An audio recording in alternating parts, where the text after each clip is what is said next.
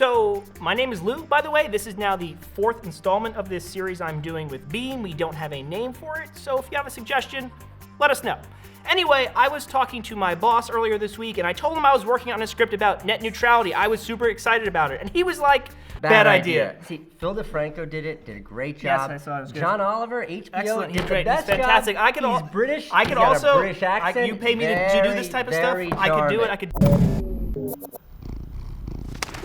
Unfortunately, I shot that net neutrality video, not the one you're watching, a different one. What's the second C in FCC stand for anyway? And our editor Mark put it together and it sucked. So this is take 2. Do it live! One really great part about working at Beme is that we've got this team of engineers upstairs working on some awesome apps. This app is awesome. And I could use them as a resource when we're doing a story about something involving tech. So since I struggled so much to explain net neutrality in that video we killed, I thought I'd have 2 of them come downstairs to explain net neutrality to you.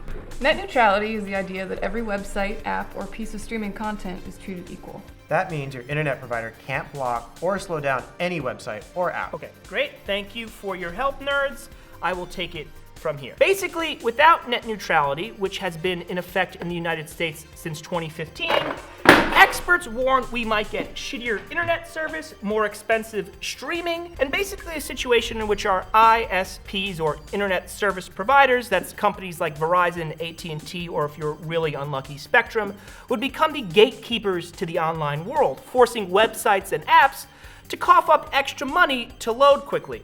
Now, That's if they can afford it. I mean, that's another advantage that Facebook would have over a smaller company like Snapchat, or a really small startup like HQ Trivia would get screwed over by ABC and... Perfect, thank you very much. Basically, in a world without net neutrality, the democracy of the internet becomes an oligarchy with these profit-hungry conglomerates in charge. And a lot of people and organizations think that's really bad.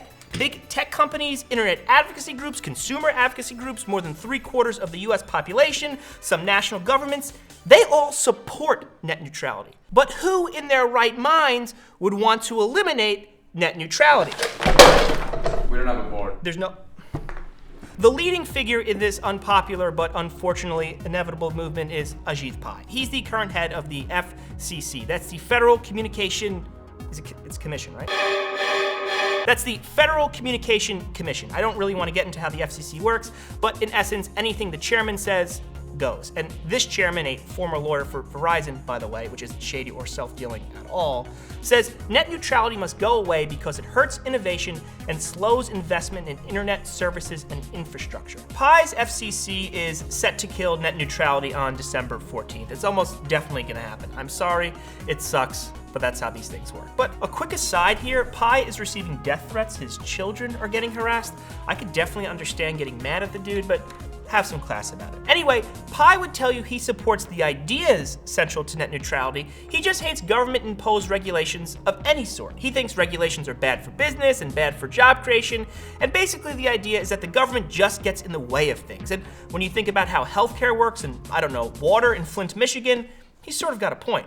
But Pai's also got this utopian vision of a world where regulations like net neutrality don't exist, and left to their own devices, internet service providers just keep getting better and better, and all types of magical things will happen for consumers.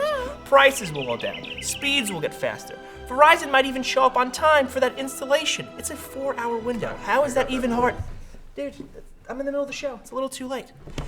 Now, to no one's surprise, the ISPs... Oh, sorry, all right, bring it back in. The ISPs agree with this pie-in-the-sky view of an unregulated internet, and it's easy to understand why. Net neutrality prevents ISPs from creating tiers on the internet, and if you or your favorite websites want to access the fastest tiers, you'll have to pay up. Think about it.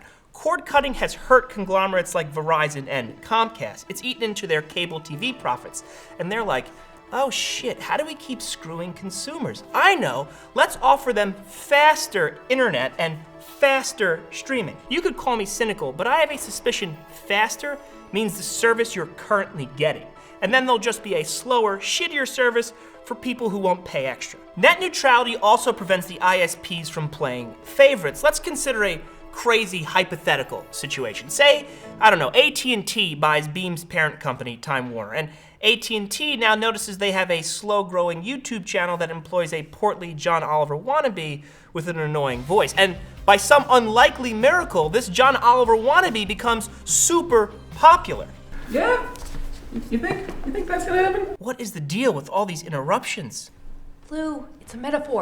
Oh, for the interruption of the internet because of net neutrality repeal. Got it. Anyway, back to my utopian vision of the world where this portly guy with the annoying voice is super popular on YouTube, and his corporate overlords at AT&T are excited by this, so you could stream episodes of his show on AT&T network super fast. But rival Comcast is kind of jealous, so on the Comcast network, this YouTube show suddenly has load problems. It's slow, it's clunky, and the audience gives up. But that's just a hypothetical. You're still here? Yeah, I don't know how to get off the. Thanks for watching. So that was our second attempt, actually if we're being honest, our fourth attempt at a net neutrality video. Obviously since then I've shaved. I'm aware that it makes me look like an overfed baby, but there was also a over-trimming situation. Now, as I mentioned in that video, the FCC vote on net neutrality is on December 14th. The anti-net neutrality Republicans have the majority on the FCC, so it's almost certainly going to get repealed. But maybe let them know anyway how you feel about it. There's a link below that will take you to the FCC site where they're accepting public comments, and maybe you want to say something about it, or maybe not. I don't care. You live your life how you see fit.